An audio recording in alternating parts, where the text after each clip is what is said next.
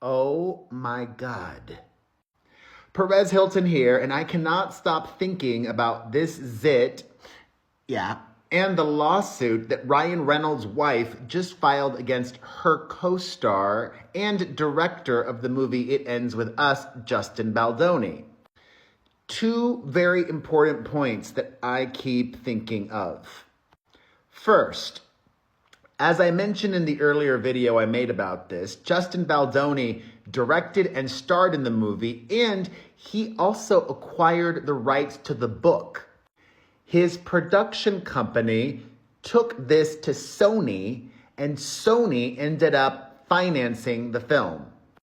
It was Sony that then brought along Blake Lively and made her, after the fact, a producer on the movie as well. As some of you might know, It Ends With Us is based on some books, a series of novels by Colleen Hoover.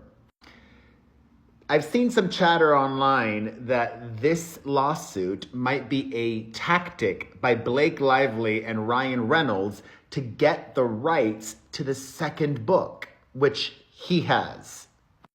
But I don't buy that. Here's why.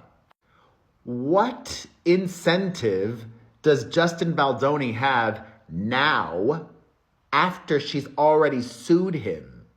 What incentive does he have to sell her the rights?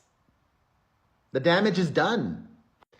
Also, I think any other movies in this series, it's a mistake to make them. The franchise is tainted. Right? Especially now. The value has just gone.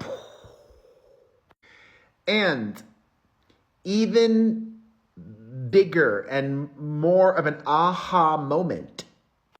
In the lawsuit, Blake Lively alleges that there was an all-hands-on-deck meeting to address the claims of a hostile work environment. Ryan Reynolds was at that meeting, amongst others. The main issue was Justin Baldoni's alleged conduct.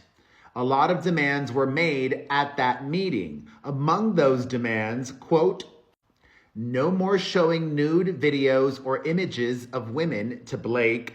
No more mention of Baldoni's alleged previous porn addiction, adult films. No more discussions about sexual conquests in front of Blake and others. No further mentions of cast and crew's genitalia. No more inquiries about Blake's weight, and no further mention of Blake's dead father. Additionally, there was a demand that there be no more adding of sex scenes, oral or on-camera climaxing by Blake Lively outside the scope of the script Blake approved when signing onto the project. What Blake Lively has done is not just put Justin Baldoni on blast, she has put Sony on blast. There is 0% likelihood that Sony was unaware of all the on-set turmoil. In fact, there is 0% likelihood that at that meeting, there wasn't a single representative from Sony. So what this lawsuit means is Sony releasing, who made the movie, was aware of his alleged behavior, was aware of everything going on set, and they didn't do anything. And the movie continued with him in that role.